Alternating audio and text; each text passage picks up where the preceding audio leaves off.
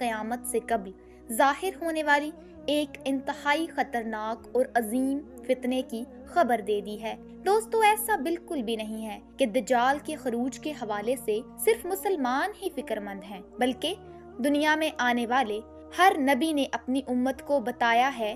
یہی وجہ ہے کہ چاہے ہندو ہوں یا مسیحیت یا دین اسلام، دنیا کے تمام مذاہب میں ایک ایسی بری شخصیت کا تصور ضرور ملتا ہے جس نے دنیا کے آخری ایام میں ظاہر ہو کر اسے تہو بالا کر دینا ہے۔ ہندو مت میں کلی نامی آسر یعنی گندی مخلوق کا ذکر ملتا ہے جس نے آخری زمانوں میں ظاہر ہو کر انسانوں کو تکلیف پہنچانی ہے اور انہیں اپنی غلامی میں جکڑ لینا ہے۔ ہندو تعلیمات کے مطابق کلی نامی اس آسر کا خاتمہ کرنے کے لیے کال کی نامی ایک اوتار جنم لے گا جو دنیا کو دوبارہ امن و امان کا گہوارہ بنا دے گا۔ بالکل